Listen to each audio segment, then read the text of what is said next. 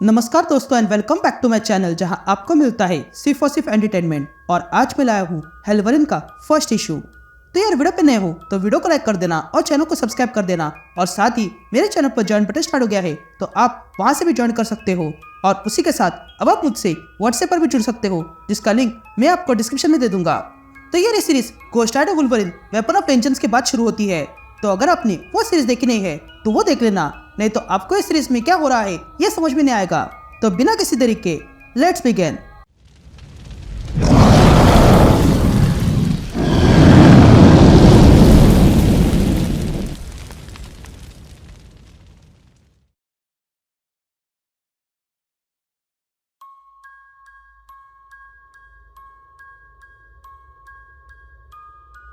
All right gang, तो issue की शुरुआत में हम मेफिस्टो को देखते हैं जो हेल में बैठकर बहुत खुश हो रहा था।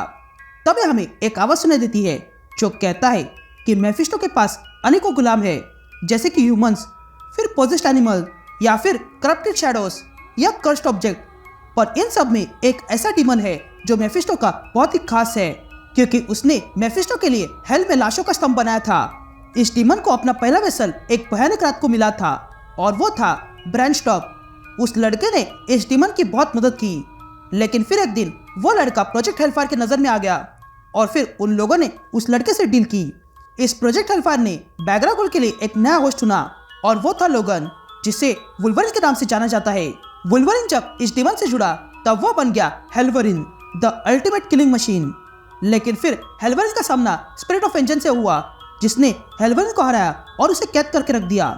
लेकिन तब से बैगरागुल आजाद होने के लिए तड़प रहा है और आज वो आजाद होने के लिए तैयार है। यह कहते हम बैगरागुल को देखते हैं जो अपने कैद से आजाद हो चुका था। अब कहानी एक महीना पीछे जाती है और हम एक डॉकयार्ड देखते हैं जहां पर लोगों की तस्करी की जा रही थी। तभी लोगों को एक ट्रक में लोड किया जाता है और फिर वे लोग उस ट्रक को लेकर निकलने वाले ही थे कि तभी उन्हें कुछ दिखाई देता है जो दिखने में आग जैसा था।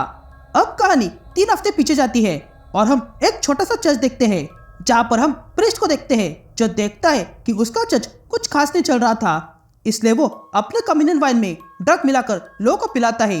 लेकिन तभी वो देखता है कि वहां पर आग फैलने लगी थी। तभी हमें वो डॉकयार्ड दिखा देता है जहां पर उन लोगों ने हेल्वरिन को आते हुए देख लिया था और तब हेल्वरिन वहां आते ही उन दोनों लोगों को मार गिराता है। तो वही चर्च में भी हेल्वरिन आया हुआ था और तब वो उस प्रीस्ट को मारकर उसे ऊपर लटका देता है। तभी हमें वही आवाज सुनाई देती है जो कहता है कि इन दोनों ने एक ही शख्स को देखा और वो था हेल्वरिन। लेकिन यहाँ हालत अलग है क्योंकि इस बार रेजरेक्शन बदल चुका है। अब कहानी 2 दिन पीछे जाती है और हम एलिट फायर टीम के सोल्जर को देखते हैं जिन्हें दफनाने के लिए लाया गया था। तभी बाकी सोल्जर्स उन्हें सलामी देते हैं और फिर उन्हें बरी किया जाता है। लेकिन फिर कुछ देर बाद वहां पर कुछ गार्ड्स आते हैं और देखते हैं कि सारे लोग जा चुके हैं। ये देखकर वे गार्ड्स बाहर आते हैं और उन सारे दफन किए हुए लोगों को बाहर निकालते हैं। अब कहानी प्रेजेंट में आती है और हम सेबरटूथ वॉर के इवेंट के बाद लोगन को देखते हैं जो बार में बैठकर चिल कर रहा था। लेकिन तभी वहां कुछ गार्ड्स आते हैं। ये देखकर लोगन तुरंत अपने नाखून निकालता है और उन गार्ड्स को मारने जाता है। या एक दिन पहले हम पेंटागन देखते हैं जहां पर वे गार्ड्स उन सोल्जर्स की बॉडी को लेकर आते हैं और तब ये रिवील होता है कि ये गार्ड्स असल में प्रोजेक्ट हेलफायर के गार्ड्स है। तभी हमें वही आवाज सुनाई देती है जो कहता है कि यहाँ इस पेंटागन के नीचे एक फैसिलिटी है जो इस प्रोजेक्ट हेलफायर का घर है। तभी उन गार्ड्स का लीडर डॉक्टर स्पीवी के पास आता है और कहता है कि मैं उम्मीद करता हूँ कि आप तैयार होंगी। जिस पर डॉक्टर स्पीवी कहती है, नहीं, मैं उसके पास भी नहीं हूँ, मुझे अब भी डायग्नोस्टिक करना है। तभी वो गार्ड वहाँ एक मशीन को देखता है और कहता है कि हम इसके बारे में जानते हैं। जिस पर डॉक्टर स्पीवी कहती है कि नहीं, हमें अभी तक हेलफायर एनर्जी के बारे में कुछ भी पता नहीं है। जिस पर वो गार्ड कहता है, ये सोल्जर देख रही हो, इन सोल्जर की कीमत 60 मिलियन है, जितने में एक जेट आ जाएगा। लेकिन हम इन्हें ऐसे वेस्ट नहीं करेंगे क्योंकि इनका शरीर ट्रेंड वेपन है और इसलिए मैं इन्हें यहाँ लाया हूँ। ये कहते ही उन सोल्जर्स की बॉडी को एक्सपेरिमेंट के लिए डाला जाता है और तब वो गार्ड इन सारी बॉडीज को हेलफायर एनर्जी से जोड़ देता है और उस एनर्जी को स्टार्ट करता है, जिसके कारण वहां पर बड़ा उजाला हो जाता है और अगले पल वे सारे गार्ड्स जाग जाते हैं। या दूसरी तरफ हम वुल्वरिन को देखते हैं जो अकेला ही उन सारे गार्ड्स को मारने लगा था। लेकिन तभी वे गार्ड लोगन पर एक्सेसिव डोज वाला डांट मार देते हैं, जिसके कारण लोगन वहीं पर बेहोश होता है। तभी हम देखते हैं कि उन गार्ड्स के साथ वहां पर डॉक्टर स्पीवी आई हुई थी जो लोगन को देखती है और कहती है कि इसे जल्दी बांध दो वरना ये अपने हीलिंग फैक्टर के कारण फिर से होश में आ जाएगा।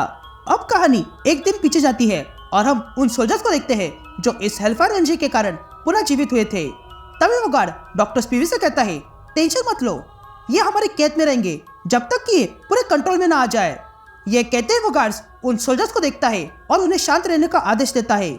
लेकिन तभी उन सोल्जर्स का लीडर इन गार्ड्स के ऑर्डर ना मानते हुए वहां के साइंटिस्ट का गला पकड़ता है और अगले पल उसके अंदर की हेलफायर से उस साइंटिस्ट को वो जला देता है और कहता है डेड इज बेटर।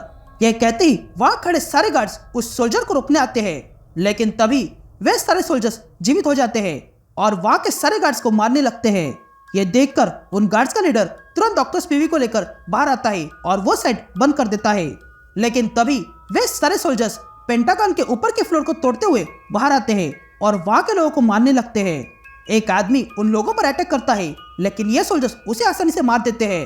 अब कहानी 4 दिन पीछे जाती है और हम एक वियर्ड फैमिली को देखते हैं जो खाने में इंसानी मांस और पीने में खून का सेवन कर रहे थे। लेकिन तभी वहां पर हेलवरिन आ जाता है और उन सारे लोगों पर अटैक कर देता है और उन सारे लोगों को मार गिराता है। अब कहानी प्रेजेंट में आती है और हम लोगन को देखते हैं जो प्रोजेक्ट हेलफायर के बेस में बैठा हुआ था। तभी लोगन के सामने वही गार्ड आता है और कहता है जाग जाओ वुल्वरिन। तभी लोगन जाग जाता है और उस आदमी से पूछता है तुम कौन हो और मैं कहाँ पे हूँ। जिस पर वो गार्ड लोगन से कहता है कि जब हम तुम्हें पकड़ने आए थे तब तुमने अपने पावर्स का क्यों नहीं यूज किया। जिस पर लोगन उस गार्ड से कहता है कि तुम्हें मेरे पावर्स देखनी है, ये लो। ये कहते लोगन अपने क्लॉस निकालता है। तभी देखकर वो गार्ड कहता है कि मैं तुम्हारे क्लॉस की बात नहीं कर रहा हूँ, मैं इसकी बात कर रहा हूँ। यह कहते हैं वो गार्ड लोगन को हेलवरिन का फोटो दिखाता है और कहता है कि मैं इसकी बात कर रहा हूँ जो तुमने 4 दिन पहले किया है। ये देखकर लोगन उस गार्ड से कहता है ये मैंने हूँ। जिस पर वो गार्ड लोगन से कहता है ब्रूस बैनर भी यही कहता है जब वो हल को देखता है, तो कुछ नया बताओ, तुमने यहाँ ही नहीं बल्कि और भी जगह पर हमला किया है। यह कहते हैं वो गार्ड लोगन को हेलवरिन की सारी फोटो दिखाता है और कहता है ये तुम ही हो जिसने इन सबको मारा है। तुम अभी के लिए जिससे बात कर रहे हो वो इस प्रोजेक्ट हेलफायर का हेड है।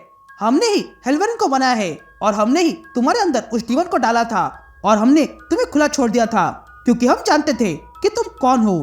लेकिन तभी लोगन अपना सर उस गार्ड के सर पे मारता है और कहता है कि तुमने सही से नहीं सुना, उस डीमन को घोस्ट राइडर ने मेरे शरीर से बाहर निकाल दिया था और तुम जो बोल रहे हो वो ये डीमन नहीं है।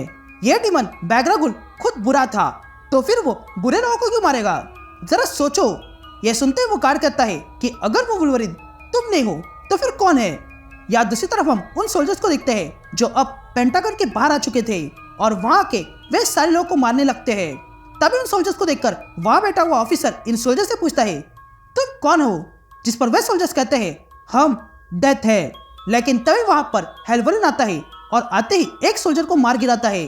ये देखकर बाकी के 3 सोल्जर्स हेलवरिन को मारने के लिए तैयार हो जाते हैं, लेकिन तभी वहां पर हेलीकॉप्टर्स आते हैं और वे लोग हेलवरिन पर फायरिंग कर देते हैं।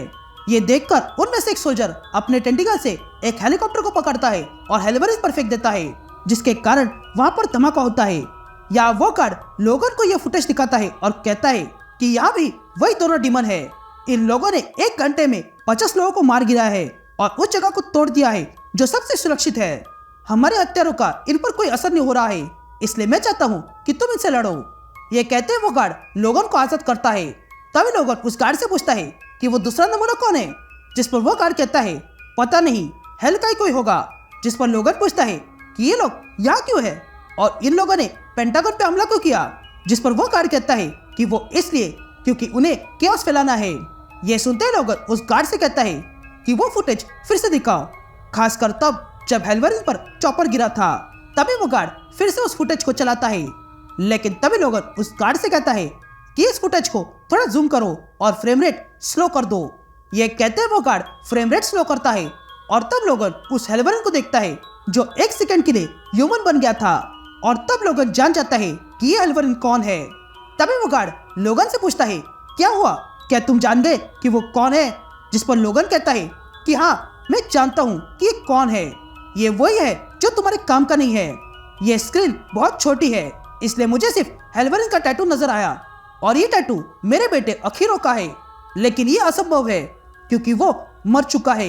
ये कहते हम देखते हैं कि हेलवरिन असल में लोगन का बेटा अखीरो है जो सेबतुत वॉर के इवेंट में मारा गया था। लेकिन पता नहीं ये कैसे जीवित हो गया। एंड दैट्स इट, ये इशू यही कंटिन्यू होता है